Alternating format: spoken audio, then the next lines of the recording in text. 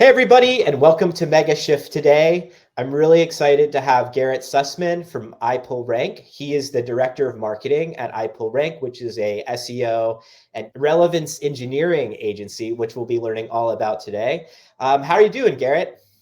I'm doing great, Rob. Thank you so much for having me. I appreciate being on the podcast and excited to geek out over this stuff. We're in a wild industry at a wild time right now. That is true. That is true. And thanks so much for coming on. So, Garrett, as the director of marketing for iPullRank, you're working in the nexus between search engine optimization and all of this stuff going on in the AI space. So, could you give us a little overview about what you do as director of marketing at iPullRank, and in your view, what is the iPullRank agency? Yeah, for sure. So we are very much like a founder-led agency in the sense of we have thought leader Mike King, who's been running this genre, if you will, for the last 10 plus years. We do everything from SEO to content strategy, audience research around, and this framework around relevance engineering, which we'll get into. And so my role is really to, sometimes I do client side, but a lot of it is really kind of formulating our messaging, making sure that we're positioning ourselves in the right way to communicate with the changing nature of consumer search behavior, because the way that we're all searching is changing. And Mike has a computer science background. We're very much a technical agency. So we are helping Fortune 500s actually make sure that they are visible in ChatGPT, in AI overviews, in any of these AI search and conversational search platforms. And so it's exciting because there's a lot of experimentation and everyone to some extent is figuring it out as they go. But at the same time, putting in the appropriate governance and processes and workflows and best practices that will set like these large enterprises up for success and not kind of shoot themselves in the foot because they weren't moving in the right direction at the right time. Yeah, thank you so much for that overview. And so, coming from your background, you spent a lot of time in the early SEO days, search engine optimization days, getting a sense of this field. You also bring that marketing skill set. And so, could you tell us a little bit about this term that you mentioned, relevance engineering? What's happening in the search engine space, and feel free to kind of take us back to where it was when you were getting started in this space to kind of how it's evolving. So yeah, I'll let you just kind of chat through your background there and how you ended up in this director of marketing role. No worries. Absolutely. So like back in the day, 2016, started working as a marketing guy for a SaaS software product that helped small businesses get online reviews. And at the time, I realized that the positioning there was around local SEO, like how reviews actually help you show up in search and help you get businesses, get people to become customers of your business. And so I started to learn more about SEO and I was like, this is really interesting. There's a lot that goes into what a business can do from a content standpoint, from a business profile standpoint that will help them show up for what people are searching for. And I never really thought about like, how do people search online? And what I started to do was I started to interview people in our industry like yourself, where I'm like, okay, people are doing some really fascinating things to in a responsible way, show up in search. So then I partner up with Mike like 4.5 years ago. He reaches out to me. He's like, Garrett, I'd love for you to come and join on with the demand generation management at iPullRank.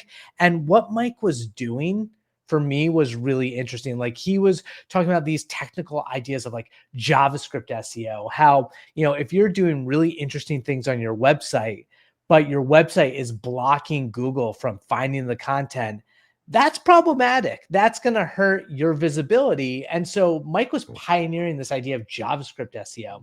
And then, so I'm working with Mike, and gosh, 2.5, almost 3 years ago, ChatGPT comes out. And he had been doing AI stuff like generative AI before ChatGPT became this household sort of kind of tool. And so he was like looking at the ways that you could generate content for an e-commerce marketplace, and that was helping them rank. ChatGPT comes along, and all of a sudden, Google, which basically was the reason that ChatGPT exists. A lot of the Google engineers left Google, wrote papers, and built this transformer architecture that ultimately was the foundation of ChatGPT. And Google has its own versions with Gemini. So we started talking about this idea. Google started testing the search generative experience, which is how they were going to integrate AI into the search results. And we're like, okay, well, this is going to change how much traffic you get, what shows up at the top of search, what businesses should actually do with their content strategy. And so over the past 2 years, we've seen this evolve pretty rapidly to the extent where we're now seeing what's now termed AI overviews showing up for almost the majority of search results. And people are, in fact, clicking less, and people are using ChatGPT for search. And so Mike started to kind of think about the framework of what is it when it comes to SEO that will influence why you would show up. And it's so much more holistic. Like marketing has been holistic. You have social, you have email, you have all advertising, all these things that play into your brand and your reputation.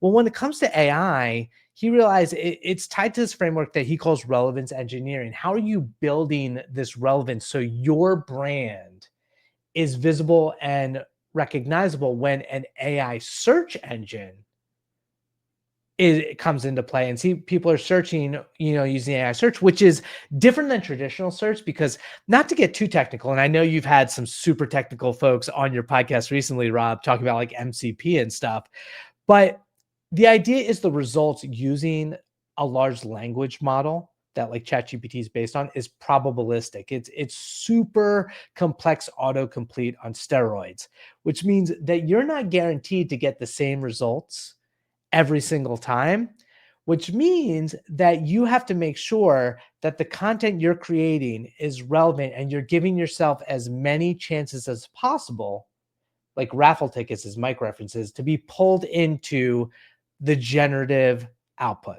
And so what iPullRank has been doing and Mike's been building is this relevance engineering framework around, is your content retrievable, information retrieval, AI, how it actually generates the content based on what we know from patents and the architecture and the computer science. Content strategy. How are you making sure that you are building the right type of content on the right channels that will be pulled in by these search engines?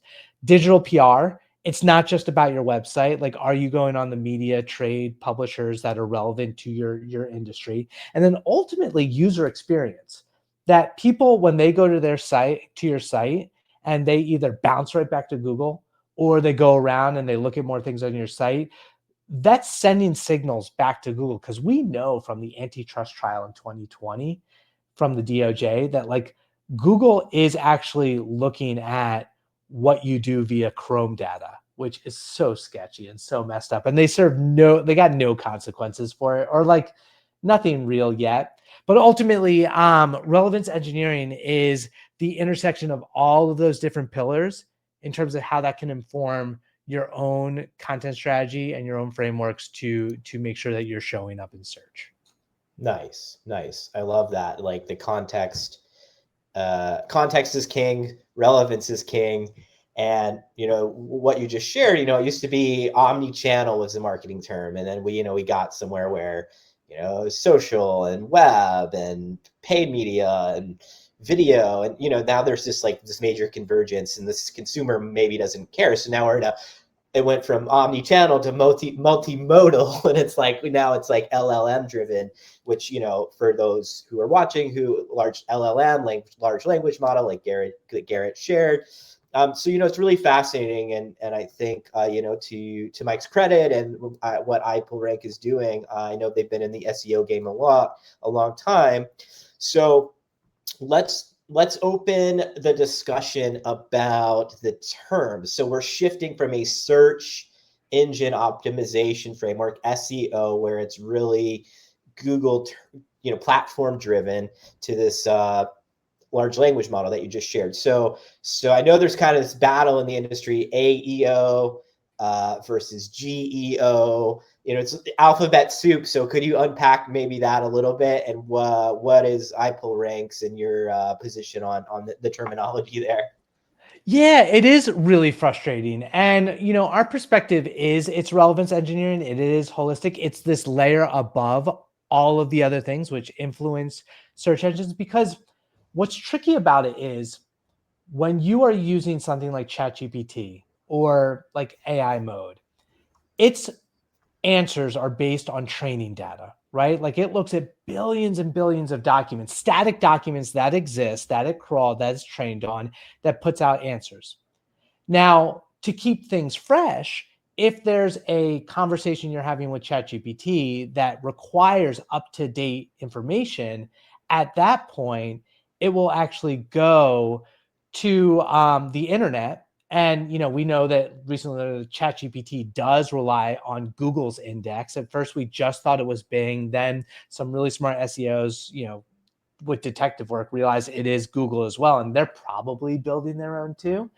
But to get that information is up to date, uses a retrieval augmented generation function, which is, not just the training data. It's grounding the information and kind of fine tuning it on a selection of the index, the query that you search for, what is the most relevant. And so we're like, it's not just SEO, right? It's not just dealing with a search engine. You're dealing with this large language model, which is probabilistic, as I mentioned. And so this is this generative engine optimization, like why GEO versus AEO versus all that. The reason that we use GEO now is the market kind of zeroed in on that. Like Andreessen Horowitz, wrote this paper, and it was a bunch of juniors there, but like it went viral, and now you're seeing more and more executives using that terminology. And when it comes down to it, like we feel that SEO didn't always get a seat at the top of the marketing table. Like advertisement was always kind of the top, or even brand. But there's so much value and budget that should be going to organic search visibility. And so that's why whatever you call it matters. And so GEO is a kind of not analog, like synchronous, like parallel to SEO that falls under relevance engineering from our perspective, but it deserves the attention and the value from the C-suite because over the next like 6 months, 12 months, 2 years, 5 years, like that's how people are going to ultimately search and find information. And so you need to be visible. You need to be taking the right strategy there, which is not just SEO. It's a combination of how do these LLMs work? How are search engines work, continue to work, and how do they work together to generate the output? And the other paradigm shift is just like, it's not just about traffic anymore. It's also about being recommended, being mentioned, and what are the different things you need to do to make sure that your brand is recommended and not just cited in the output. Absolutely. Yeah, that's fascinating. And so, companies right now, like they don't want to necessarily be like leaving money on the table, that paid acquisition, that organic social, that organic traffic. So I know you've spent some time as a podcaster and content creator yourself, both with iPullRank and prior to that. So, as you talk to business leaders, are they leaving money on the table? Kind of what are the trends right now that you think are most pressing? So the C-suite wants to show up in ChatGPT. They Mm-hmm. want to show up in AI search. They don't necessarily know if they are or not. There are a lot of folks who are leveraging really smart software solutions that can help you start to monitor it. For instance, like we're big fans of Profound is one of these SaaS products that a lot of our clients use that helps you understand the share of voice from the topics that you want to show up for. Because you got to realize we're so used to in the SEO world focusing on specific keywords. But when you can have a conversation with your search tool, you're not just using 1 or 2 words anymore. You're asking questions, you're talking in natural language. And so that's more difficult to monitor and track as a, as a marketer, in the sense of like, it's not just hundreds of thousands of searches for running shoes. All of a sudden it's like, what are the best running shoes for a 40-year-old dude who wants to go running in the rain while his daughter is at school and, lives on the East Coast? Like, that's one search that's ever going to happen. And yet you need to make sure that you're showing up for that. So the way that we think about SEO is different. And that's the money that's left on the table, in the sense that, how do I monitor this? How do I make sure that I'm showing up here for my audience searching with all of these much more complex long tail terms? And how can I track it, both from, whatever your attribution model is? Like, are you looking at a last click attribution model where you're just saying, oh, that came directly from ChatGPT? Or are you looking at, a weighted model where, you're giving some credit to interaction with an LLM, and figuring all that out? Because most agencies, most brands don't know where to start. They don't understand the technology. So that's where kind of like Mike is guiding our agency, of saying like, I look at the patents, I'm understanding how this works, I'm building measurement plans, I'm building strategies that can make sure that like you are, putting as many raffle tickets as you will, as you can, in front of the search engine, in front of the LLMs, to get pulled in. Like you mentioned, like the omni-channel to multimodal, like we're trying to understand now, is it just a text that's the best answer? Or is it video? Is it an audio file? Is it an image? Like making sure that you're covering the multimodal, the different types of content that's going to show up, because this is also going to change more. Like where we're at now is going to look really different in 12 months from now. Yeah, it's becoming more and more immersive, and now there's all these ChatGPT marketplace. It's like a lot of them are making this platform play where it's like, okay, let's spend a lot of time in ChatGPT or Claude or whatever tool. Um, One of the players in this space that we haven't mentioned yet, of course, is Perplexity, which I know they just launched a browser. They have their own search APIs now. And for those who are viewing or listening, search API, Perplexity is figuring out ways to kind of monetize the space. And they've done a lot of scraping of the web and are going to sell it to others. And, so it's a really interesting ecosystem that's evolving. Kind of any thoughts on Perplexity and that response, or how they crawl the web, or is it kind of just all the same bucket? Well, so it's interesting. I think about it in the context of market share, in that, like anecdotally, I hear, people in the EU are more interested in using Perplexity than Google for privacy reasons, Mm-hmm. or they just find it to be a better experience.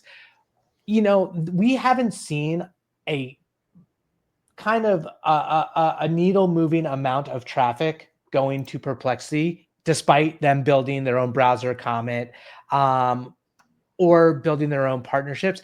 They are in the same boat as ChatGPT. Like ChatGPT really hasn't stolen market share from Google either. They still have like 90% of the market share. And so it's like one of those things of, you're kind of looking in the future. Is there anything that you should be doing right now? I feel like ChatGPT and OpenAI have built a better ecosystem and partnerships than Perplexity at this point. Like we just saw, they're moving very fast into the e-commerce, the agentic e-commerce space. There was a partnership with Walmart that was announced recently. Before that, they've had partnerships with Shopify and Etsy. And so you're seeing like the ability for people to purchase things within ChatGPT.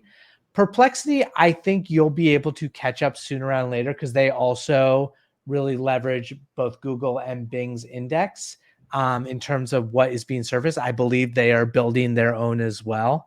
And the important thing of an index is like, when you have, you're indexing the web and you are kind of documenting it and having it available for you to choose from, then you're less dependent on another third party, like in this sense, dependent on Google. So I think Perplexity is worth keeping an eye on, but there's no, unless you, for whatever reason in your business, are already seeing a ton of traffic being sourced to Perplexity, I wouldn't do anything significantly different for that search engine.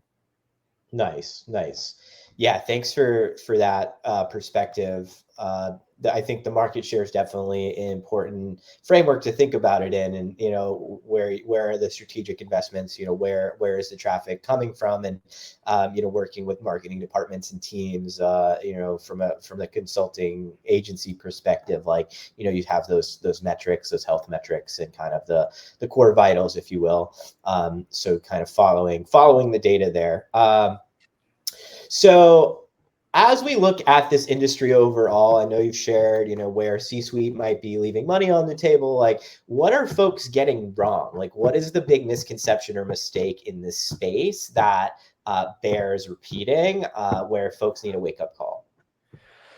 I mean, it's not just SEO. I think that the biggest thing that I think is very tricky to navigate is one of these fundamental processes that we're seeing with AI overviews and ChatGPT, which is the query fan out.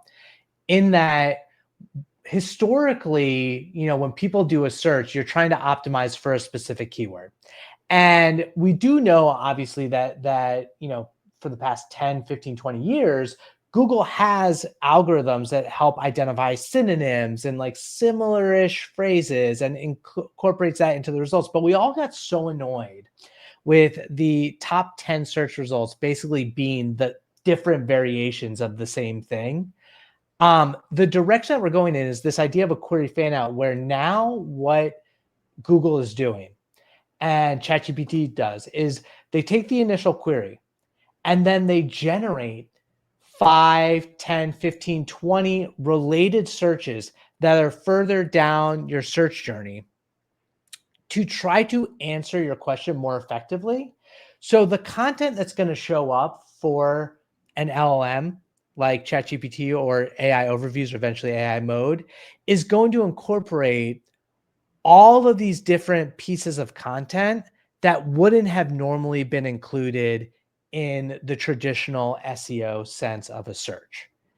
And that's only going to be exacerbated more over time. The other aspect that we were dancing around that I touched on briefly and you brought up is this idea of context, like personalized context. And we understand this already from local search, right? Like if I'm looking for a pizza place near me in Virginia, like I'm going to get very different answers than you in New York, Rob. Like I would not expect to get a similar local search. Now, we're going to see that hyper personalization in all search results going forward. My search history, obviously the device I'm using and the location, what Google knows about me or ChatGPT knows like from all other memory, like what it knows about me as a person, as a persona. So if I'm asking for something like running shoes, I don't even need to say, I'm not going to need to say, hey, I'm a 40-year-old guy who wants to go running, 3 times a week and I need a shoe that'll work because I have a bad back. Like it'll know that about me. And so as marketers, we need to start thinking about how can we, in a resource mindful way, create content that gets very specific for our persona that makes sure that like we are going to be the brand recommended for like whoever's searching.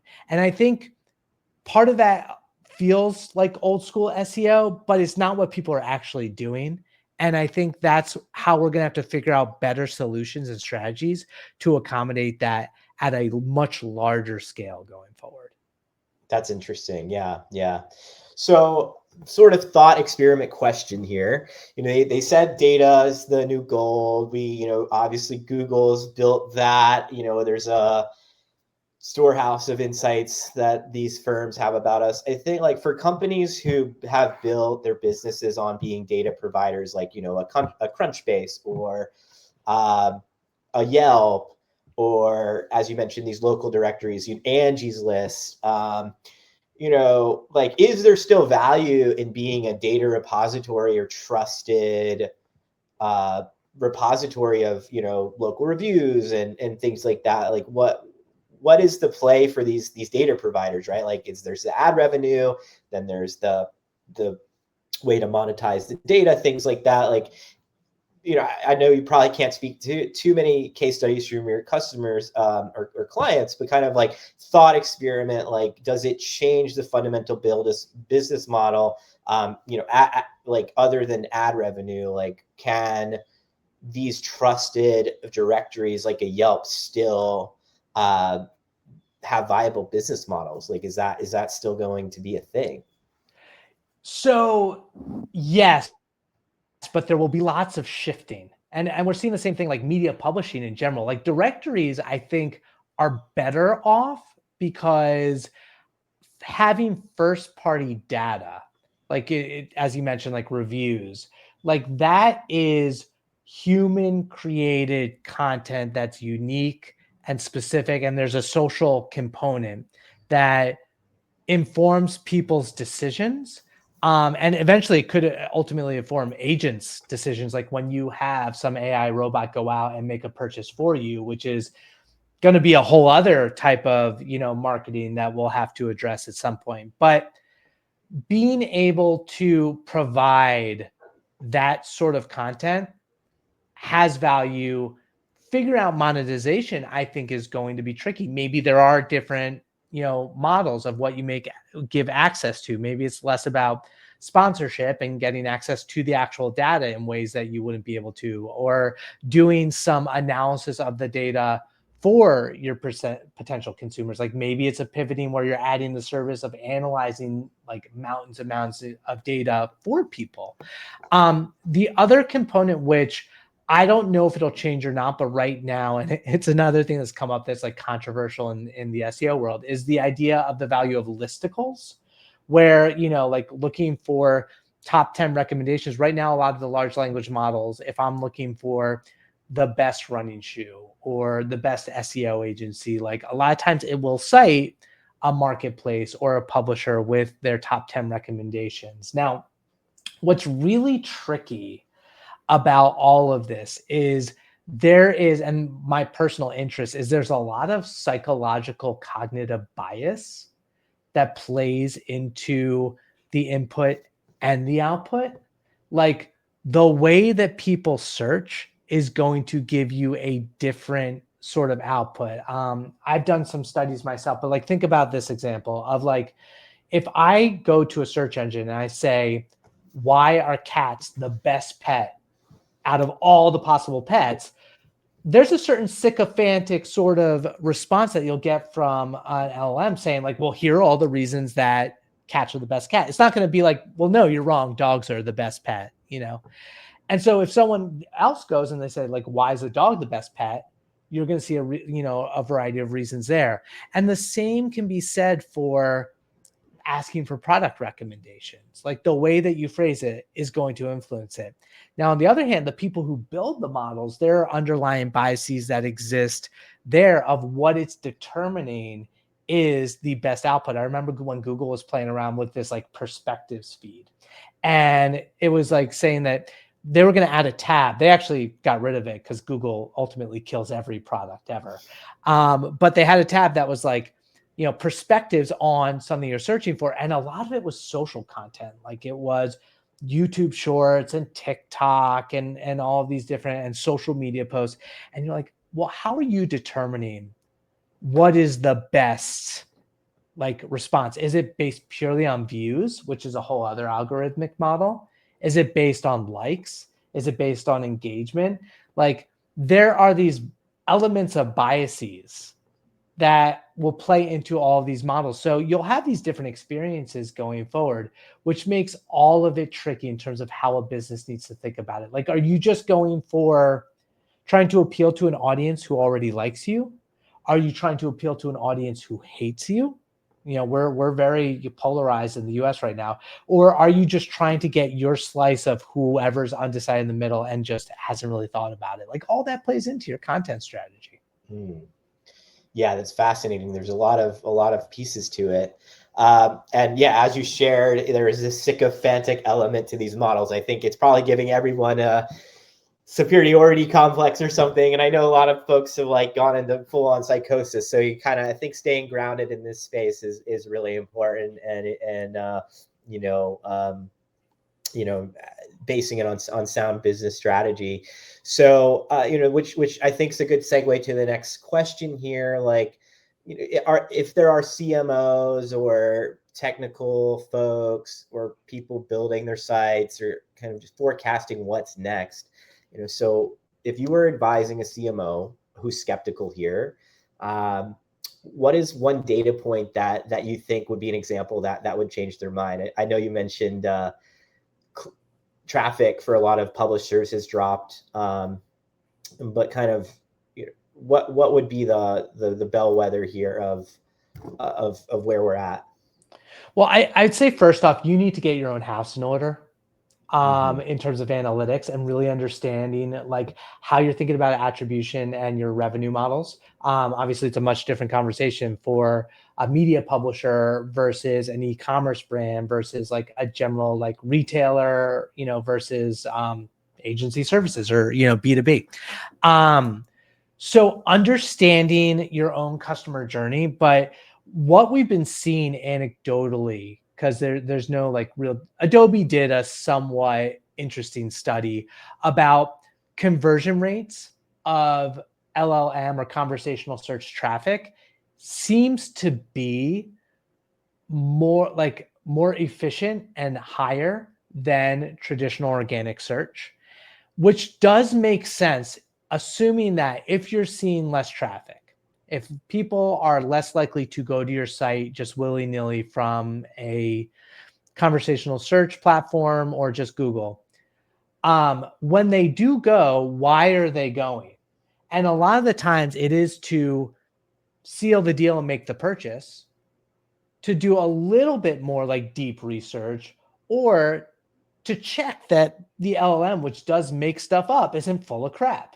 You know, like there is like this real, very real problem about hallucinations and the fact that LLMs do make stuff up. But if your conversational search traffic converts higher than your other traffic, and that traffic is declining regardless, why not invest in a strategy that gives you a better chance of showing up where more and more of these people are migrating to? Now, I will say the caveat of, as I was saying earlier, you know, 90% of the search market is still in Google. And I don't think Google is going to be Blockbuster in the Blockbuster versus Netflix scenario where they just get usurped by OpenAI, because they're doing the things. They're like what Blockbuster should have done in the 90s, which is adopt a Netflix type of model. But that's no guarantee that they're going to get it right. They have a major moat, though. They have so much data, so much money, so many partnerships. And like I mentioned earlier, too, like I don't think the DOJ is going to strike them down. So as a result, like it's still their market to lose. But for CMO, the biggest thing is understanding your own data and then making sure that you're monitoring the right things, which I think is really tricky right now.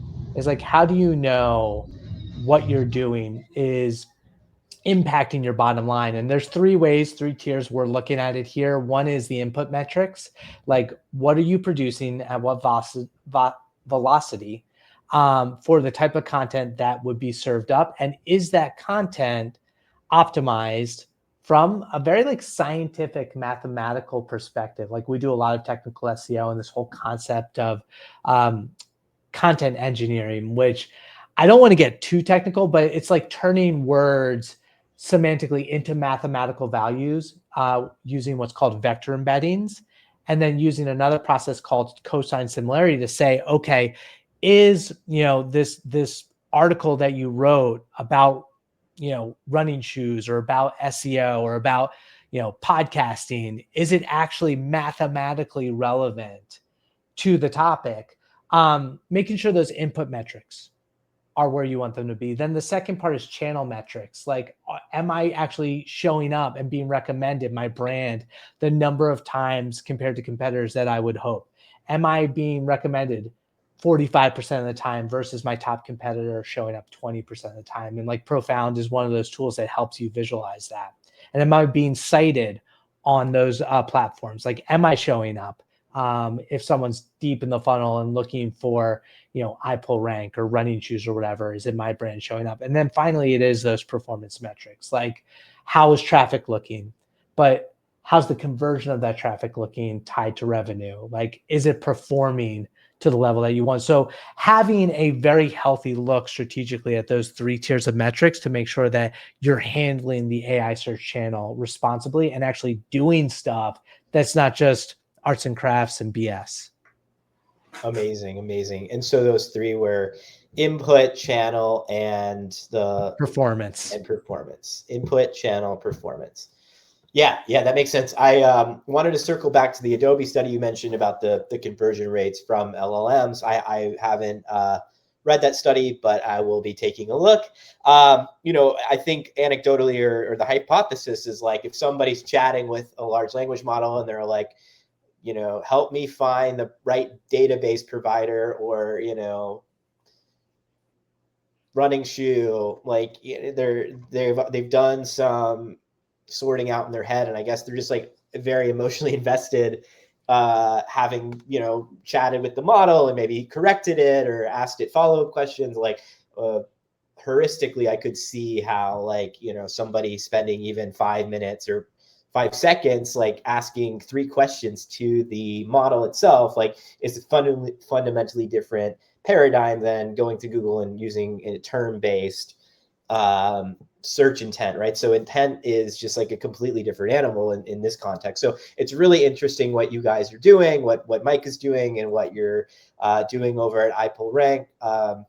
So, who knows where this will go 18 months from now? Like, I guess what are the table stakes for the folks you guys are consulting? Like, we're not going to usurp Google, ChatGPT, Perplexity, any of these entrenched and new players. So kind of like, for SMBs, enterprises, what are the table stakes, and where do you see the outlook? Oh man. So I think that at the very least, brand does trump, in the sense that if you have a big brand, ultimately, whether it's an LLM or Google, they want to surface you either from sheer quantity of references and citations and semantic association. They want to provide the best answers, and it's based on a lot of the training data. Like, if you are a big brand that's been around forever, chances are that you've been mentioned in every single article. Like, the Walmarts and the Targets are always going to be mentioned in those. Like the Adidas and the Nikes are always mentioned in the shoes. So it's like, it's going to be a lot harder to break into the kind of like the general mindset. Yeah. Yeah. And then I think the other thing for SMBs, I mean, local is still a different beast. Like, local is there's still opportunity. You're still competing with what's around you. If you're looking at what you're doing locally, but like our process, like, we have a very streamlined process for getting people, getting different brands set up, starting with that keyword portfolio research with the query fan out, doing that content audit where we're looking at, like, is your content actually optimized so it can be found and discovered and visible? And then, are you showing up on all the different channels with like a very like omni-channel strategy? Nice. Well, this has been an awesome, wide-ranging discussion. Really appreciate having you on the Trendcast today, Garrett. Is there anything you want to share that we haven't chatted about, or anything that you'd like viewers to know? Dude, no, I mean, it's so much fun, Rob. Like, I love these conversations. And obviously you are very plugged in. So appreciate you having me on. There are a ton of resources on our site. We put out like a major AI search manual that's accessible on iPullRank. So if anyone wants to educate themselves from like the high level stuff we're talking about here to like the super technical, that's available. But I anticipate things are changing. I really hope by the time this publishes, like later this week or early next week, that everything I say is not invalidated, because there's never been a better time to get into the industry as well. Like if you're just starting out, like don't be intimidated. Everyone's like figuring out a new version. It feels like, in the 90s when, the internet was really becoming a forefront and you're like, well, what do I do? This was the wild, wild west. Like we're kind of back to that point. Yeah, absolutely. 100%. Well, here at Mega Shift, we are documenting disruption. So glad to, be having you on and Mike and you accepting the invitation to represent. And so, yeah, folks, you heard it here on Mega Shift. We had Garrett Sussman from iPullRank. Can't thank you enough, and hope everybody is showing up everywhere they want to show up. And check out the channel for more insights and guests. So we'll thank you, everyone.